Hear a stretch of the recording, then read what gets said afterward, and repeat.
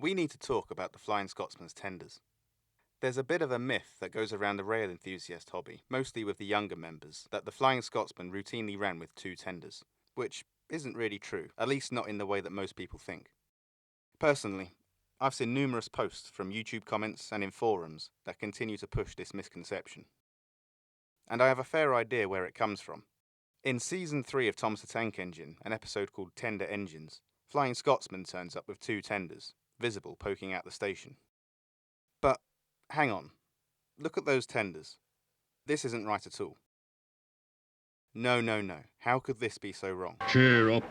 Alright, let's see what the Fat Controller has to say about this. Why did the visitor have two tenders? Because he lives on a railway with long distances between coal depots. Oh, come on!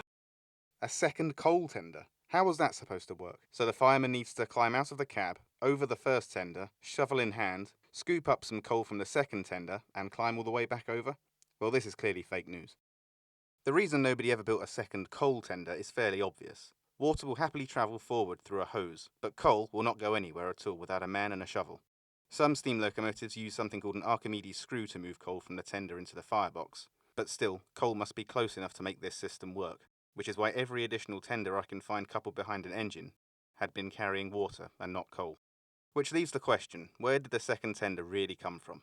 Because we've all seen it, we've all seen the models, and we've all seen the photographs.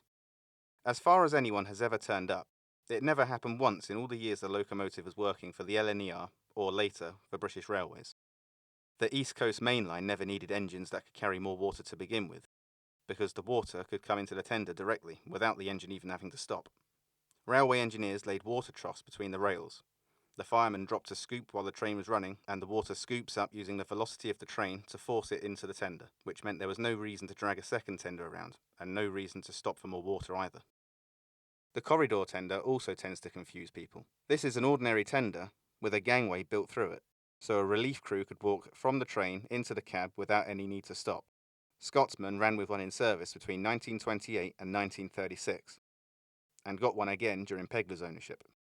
Alan Pegler bought the locomotive out of British Railway service in January 1963, and over the next few years, the railway was being made inhospitable for steam engines. The troughs were ripped up, the water towers were decommissioned and demolished, not to mention the sheds that could even service a steam engine were closing by the week.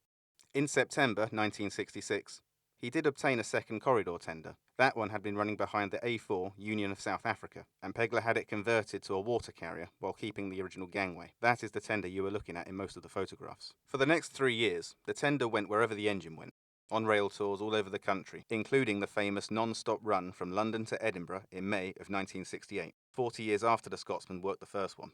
I believe the second tender added greatly to the prestige of the locomotive. You have to admit, it looks extremely impressive.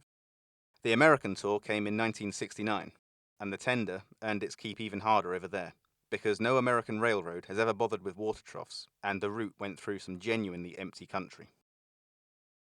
Which brings us back to Thomas, because the Reverend Audrey knew exactly what he was writing about. He wrote Tenders for Henry in 1968, and set it at the back end of 1967, when the real engine was going around with the real tender. He even thanked Alan Pegler himself at the front of the book. In the story, the visiting engine explains that there's hardly any coal and water stops left, which is very nearly the true answer, because British Railways had stopped looking after the steam engines by then. The television version arrived more than 20 years later, and kept the coal while throwing away the water, which leaves us with the half that cannot possibly work. So, no, the Scotsman never carried a second tender for coal or water while it was in regular service, whatever the forums or the YouTube comments tell you. The second tender was Alan Pegler's answer to a country that had stopped looking after steam engines, and it was already coupled to the back of his locomotive by the time the American tour was being planned. The tender itself is still with us, under a departmental number these days, and it has been out on the main line behind the A4 Bittern, so the Scotsman isn't even the only British engine to have run with two of them. Modern steam still needs the extra water, it just takes it from a road tanker at a book stop. Not that a tender is always about water and coal, mind you.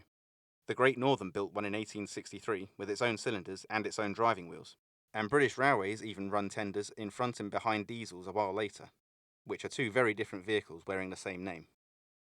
But that's another story.